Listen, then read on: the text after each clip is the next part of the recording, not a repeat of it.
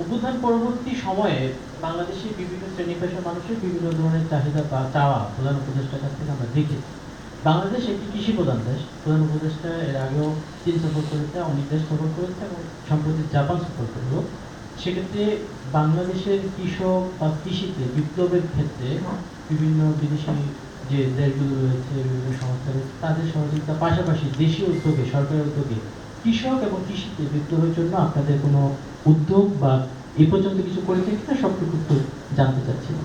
আমাদের কিছুদিন আগে কৃষি সেক্রেটারি এসেছিলেন, এগ্রিকালচার সেক্রেটারি। উনি একটা পুরো ডিটেল আপনার এইখানে এসেছিলেন, এই বিষয়ে কথা বলেছেন।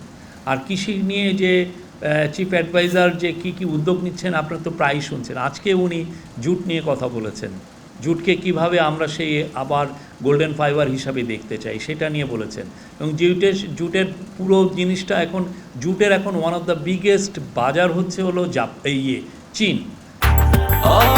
ব্রেকফাস্ট, টিফিন কিংবা স্ন্যাক টাইমে মজাদার আয়োজন মানে অল টাইম ব্রেড।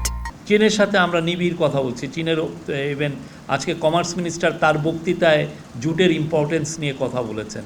তো এটা আমরা সত্যিকার অর্থে আমরা যেই জায়গায় আছি, জুটকে আমরা ডাইভার্সিফাই করতে পারিনি। দেখেন আমরা এই বস্তা আর কিছু ব্যাগ ছাড়া আর এর ছাড়া আমরা তেমন কিছু করতে পারিনি। তো তাদের তো সেই টেকনোলজি আছে, তারা হাইটেক ইউজ করে। তো ওদের সাথে আমাদের যদি একটা ম্যাচিং হয়, ওদের হাইটেক আর আমাদের পণ্য, তাহলে আমরা মনে করছি যে জুটে একটা বড় রকমের কাজ হবে, বিপ্লবও হতে পারে।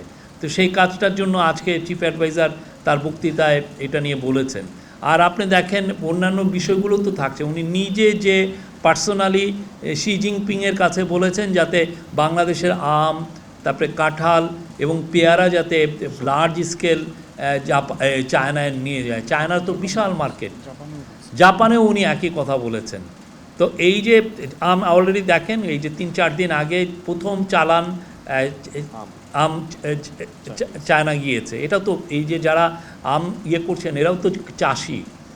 এই বাংলাদেশের কৃষিকে রিইনভিগোরেট করতে, আরও জোরদার করতে সর্বোচ্চ চেষ্টা করা হচ্ছে। এবং আমরা প্রতি মাসেই আমরা ভাবছি যে আমরা কি কাজ করছি। আমরা কৃষি অ্যাডভাইজার বা কৃষি সেক্রেটারি এসে আপনাদের সামনে বলবেন। স্যার একটা